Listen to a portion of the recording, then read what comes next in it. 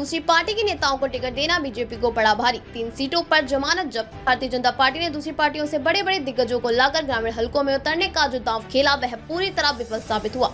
4 में से 3 सीटों पर भाजपा उम्मीदवारों की जमानत जब्त हो गई है। इनमें मनप्रीत बादल भी शामिल है। इस हार से पार्टी में एक बार फिर से यह बहस छिड़नी तय है कि क्या पार्टी को अपने काडर पर भरोसा करना चाहिए या दूसरी पार्टी की बैसाखियों पर चलना चाहिए। लोकसभा में मिले थे 18% वोट। लोकसभा में पार्टी को 18% वोट मिले थे और इस बार अकाली दल के चुनाव न लड़ने से उम्मीद थी कि इस वोट के सहारे भाजपा को कुछ न कुछ सफलता जरूर मिलेगी।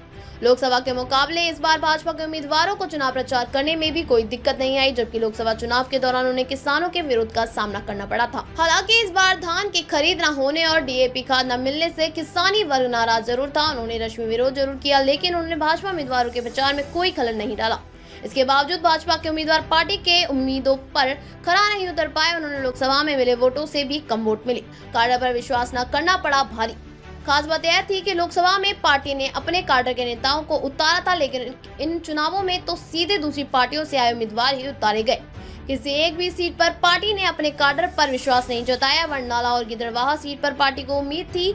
यहाँ पर कांग्रेस से भाजपा में आए 2 दिग्गज मनप्रीत बादल और केवल ढिल्लों चुनाव लड़ रहे थे। दोनों उम्मीदवारों ने इन सीटों को पहले से क्रमशः 4 और 2 बार जीत हासिल की है।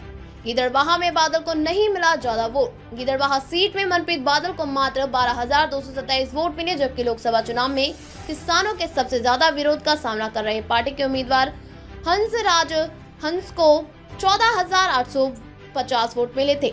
भाजपा के एक सीनियर नेता ने कहा कि गिदड़बाहा मंडी में मनप्रीत बादल को ज्यादा वोट नहीं मिले क्योंकि मंडी के लोग उनकी पुरानी धक्केशाही के कारण काफी नाराज थे। ग्रामीण क्षेत्रों में हमें किसानों के विरोध का सामना करना पड़ा। बरनाला सीट पर बच गई जमानत। बरनाला सीट पर पार्टी की जमानत तो बच गई, लेकिन उनके उम्मीदवार केवल ढिल्लों को केवल 17,958 वोट मिले थे, जबकि लोकसभा चुनाव के दौरान उनके उम्मीदवार अरविंद खन्ना को 19,218 वोट मिले थे। खन्ना को अपना हलका संगरूर है, जबकि केवल ढिल्लों बरनाला के ही है। इसके बावजूद उनका वोट प्रतिशत लोकसभा के मुकाबले काफी कम हो गया। चब्बेवाल में जमानत नहीं बचा पाई भाजपा।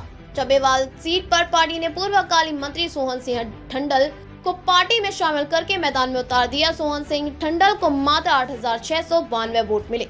इससे पहले ठंडल ने शिवहर की टिकट पर लोकसभा चुनाव भी लड़ा था, तब उन्हें यहां से 11,935 वोट मिले थे। डेरा बाबा नानक सीट पर भी बुरा हाल। डेरा बाबा नानक सीट पर भी पार्टी ने पूर्व स्पीकर निर्मल सिंह कहलों के बेटे रवि कारण कहलों को उतार कर दांव खेला, लेकिन यहाँ भी पार्टी उम्मीदवार की जमानत जब्त हो गई।